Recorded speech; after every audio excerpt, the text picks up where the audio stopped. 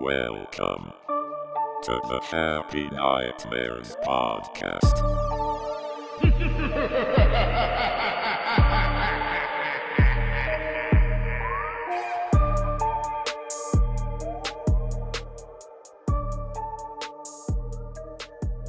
Hello, freaky dreamers. My name is Patrick, and this is the new and improved Happy Nightmares podcast. Previously, this podcast was going to be a place to showcase the horror fiction that is currently available on our YouTube channel, Happy Nightmares. But recently, we decided to change the format here and give people something different. These podcast archives will be available on a separate YouTube channel called Happy Nightmares Podcast, if you prefer to listen there. Thank you so much for being here and for listening. So, what are we going to be talking about? Well, pretty much anything and everything related to the paranormal, both real and fake. I will make sure to establish which of those is happening in any given episode. One day we might talk about a potential true haunting that I've heard about. The next might be a movie review. You just never know, so you have to keep coming back and listening to more. See how that works? See how we rope you in? In today's episode, we are going to discuss a couple of common questions that are asked with regards to the paranormal. The first one is a biggie. Are ghosts real? We will get into that. Will we answer it? I don't know.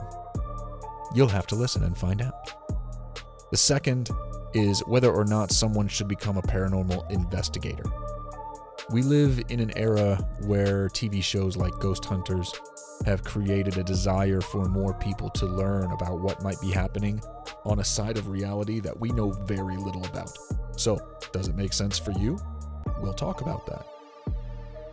And finally, really we're just going to take a simple dive into what the word paranormal means. What is paranormal? Since that's the crux of this podcast, we should probably have an idea of where the boundaries are, what we're limited to. Turns out we're not limited by much. So let's get right into it.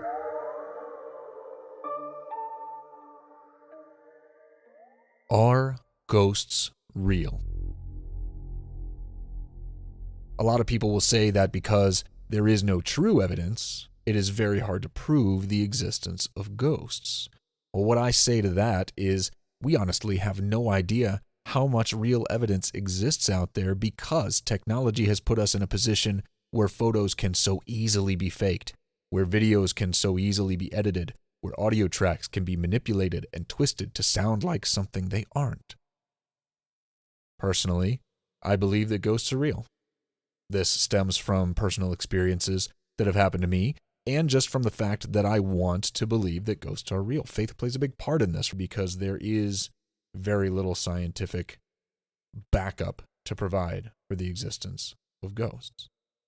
It might exist, it might be out there, that proof may be there, but there's no way to really tell apart the real evidence from the phony evidence. I think one of the biggest things we need to realize as a society who is interested in the paranormal is understanding that popular culture has a massive influence on our expectations when it comes to the paranormal and ghosts in particular. We generally perceive true evidence of ghosts as something that is comprehensible through one of our major senses: sight, sound, smell, touch, taste. Maybe not taste. We want to feel that cold hand on the back of our necks, or see a full-bodied apparition floating down the hall, or hear a voice call out to us in the night. We want to see the door open on its own, or a reflection in the mirror when no one is there. Those are what the majority of us would call a valid experience. But to truly explore the existence of ghosts, we have to really embrace what ghosts are. Let's start with the simplest way to do that, with the definition of the word ghost. Now, I looked this up. There's a lot because the word can be used in a lot of different ways, but the one we are looking for, I believe, is as follows. Ghost, a disembodied soul. The soul of a dead person believed to be an inhabitant of the unseen world or to appear to the living in bodily likeness. Okay, so that second part, appearing to the living in bodily likeness, is what all of us want to see. We want the apparition. We want the translucent floating humanoid figure. But it's the part just before that that is really interesting to me. An inhabitant of the unseen world. That statement is so wide open, right? What is the unseen world? Are we talking about heaven? Are we talking about hell? Are we talking about alternate realities? Are we talking about the multiverse? Who knows? That is so far down a trail of research that I have not taken on that I can't even begin to find a solid answer to what that unseen world is. I would say that most people probably envision that unseen world as a kind of layer that exists in our current world, but is separated from our existence by a thin veil of some kind, which allows ghosts to somehow make contact from time to time, but is difficult enough to get through that their means of communicating are very limited. Experiences that people claim to have range from objects moving on their own to hearing voices to being physically moved or harmed, assaulted by spirits. But many people even just say that they have a feeling that someone is near or that they are being watched. One of the key words in the definition is disembodied. Our senses, sight, smell, sound, touch, taste, are all physical senses that exist because we have a body. We are talking about the potential of a disembodied soul here. What are the chances that a soul is able to take the form of a physical human body? What are the chances that a soul with no tongue, no vocal cords can speak, can make noise? That a spirit with no eyes can still see, with no ears can still hear? We have to be open to the possibility that ghosts cannot interact with us in any way that is comprehensible by us. Their means of communication could be something that our brains and the bodies that give us physical life have no way of processing. It could be happening right now at this very second to you, and you might not even know. So what's the answer? Well, there isn't really an answer. Gotcha. No, I'm not trying to trick you here. There isn't really an answer to are ghosts real in a broad sense, at least not yet. But in my opinion, the route that should be taken when trying to identify if they're real is to identify where the ghosts are and how to access that unseen world in a way that can be translated into our physical senses. I have no idea what the technology would be to allow that. We can translate different languages. We've gotten to a point where we have software and apps that allow us to translate those things in real time. So my thought is that if that unseen world exists, we probably will get to a point where we can translate whatever it is that's coming from that unseen world into a format that we can process. Probably not in my lifetime, which is unfortunate, but it's exciting to think about. Now, the big question is, we don't even know if it's there. You could spend years and years and years trying to develop a technology that allows you to see into a realm that doesn't exist. Is that wasted time? If you think about it, all of these technological advancements, all of the things that have been discovered over the years, at one point, nobody knew they existed. But they spent the time. They put in the effort. They looked because they believed that there was something. Maybe we'll get there with ghosts. One can only hope. It's a double-edged sword because if ghosts are real, then that leaves everyone to wonder, is everyone a ghost when they die? Does everybody go to that place? What are the qualifications to exist in that realm as a ghost? Can you come back? Reincarnation, is that a thing?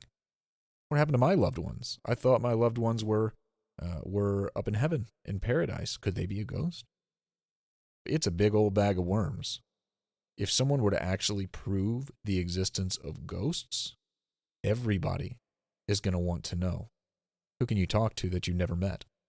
Right? All of these people who have passed on with vast amounts of knowledge that they never got to relay to anybody or they never got to teach anybody. Can we contact them? Are they still out there? Do they still have that knowledge? Or was that in their human brain and now is gone? Are their personalities the same? Or was that in their human brain, which is now gone?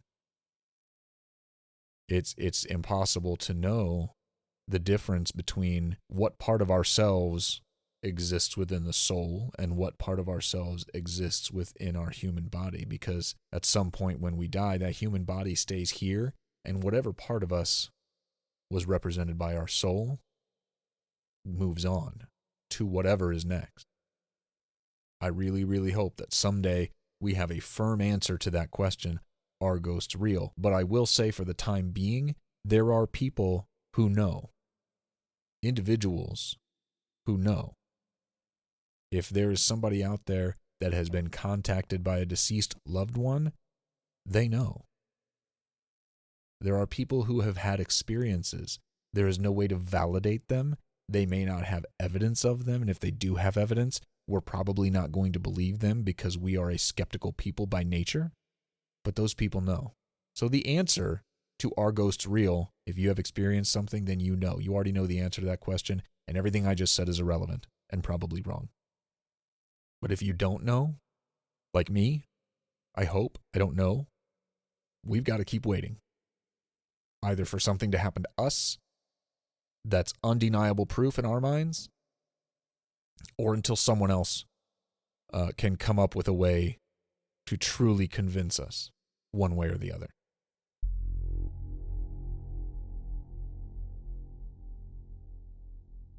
Should I become a paranormal investigator?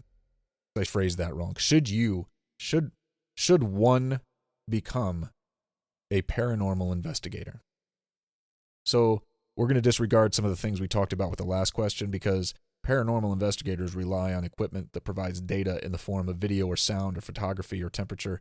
And so we are assuming that if there are ghosts to find, they will manifest in a way that can provide such evidence. And I made that whole point in the last part, that their communication may not take place in a form that is receivable by one of our senses. So we're just going to forget about that. We're going to say, for the sake of this question, that there's something to investigate. So here is what I'll say, because this question is one that I've asked myself ever since watching my first episode of Ghost Hunters. In fact, one of my dad's cousins is actually friends with Grant, name drop. I've never gotten to meet him. I really hope that happens at some point. I'm holding out hope, but I'll get back to the point. So let's talk about what paranormal investigation is not. I think everybody has a pretty solid understanding of what paranormal investigation is, investigating the paranormal. But let's talk about what it isn't. It isn't lucrative.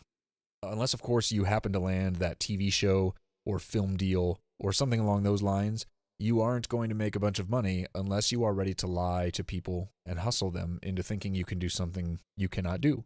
Because, let's get real, even if you are able to find evidence of the paranormal, to my knowledge, there are no tools that exist for actually ridding a household or a person's existence of a ghostly presence. Now, I'll add a disclaimer here, because there are those who believe that this is not the case. Psychics who can supposedly communicate with the dead and convince them to leave, for example. I'm not going to get into that right now. Generally, I am much more skeptical of this than I am of the actual existence of ghosts. Not that I'm sitting here saying it's not possible. I won't do that. I am a firm believer that anything is possible, but I'm not trying to offend anyone by saying that there are no ways to get rid of a haunting. What I'm saying is that the typical human who is interested in paranormal investigation would not generally possess any skills or technology that could get rid of a ghost. Paranormal investigation is not cheap. Now, that is both a true statement and a false statement. If you are determined to make a profession out of paranormal investigation, you are going to need a lot of equipment and a lot of computer storage space, and all of that costs money. You are probably also going to want to invest a lot of time learning about the occult and paranormal studies so that you know what you're talking about and what you're looking for. If this is just a hobby, then you can absolutely take your iPhone to the nearest abandoned whatever at 3 a.m. and start asking questions and probing for evidence. Who knows? Maybe you'll find something that somebody with all of that fancy equipment is never going to find. You never know. Paranormal investigation is not always safe. This is kind of the lame part to talk about, but we need to remember how little we actually know about the paranormal. When you get into discussions about demons and possession and poltergeists, there is potential for real harm to come to you and or those you care about. Be educated about the possibilities and the potential so that you know what you are getting into, or at least have an idea of what you might be getting into.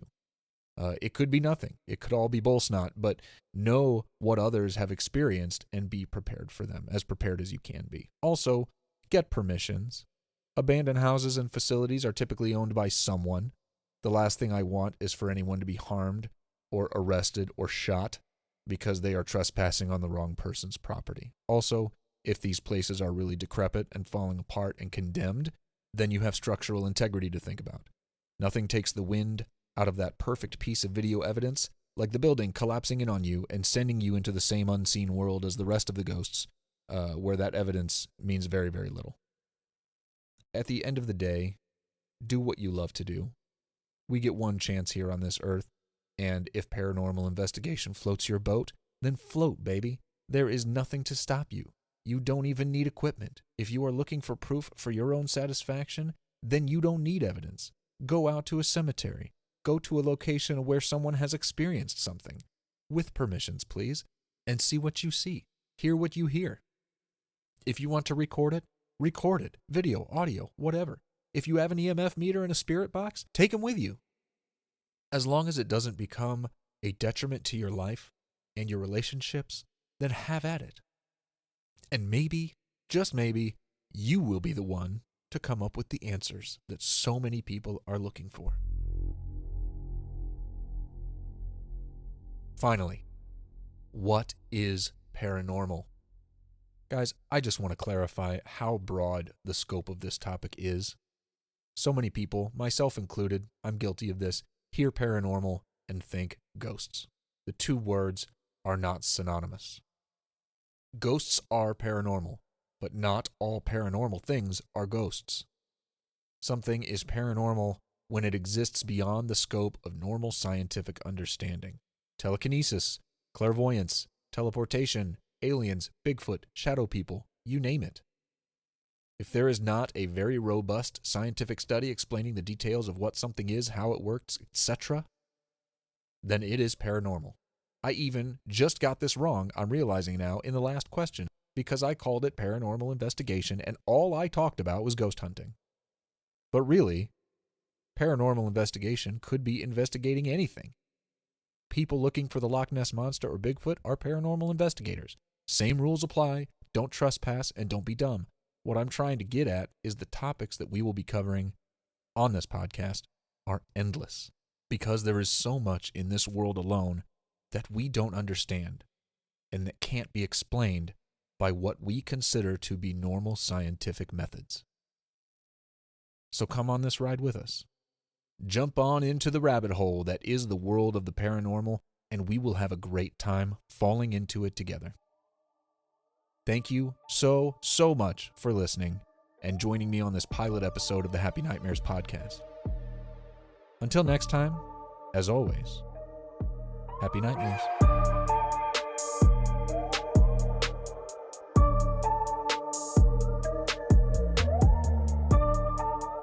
This has been the Happy Nightmares podcast.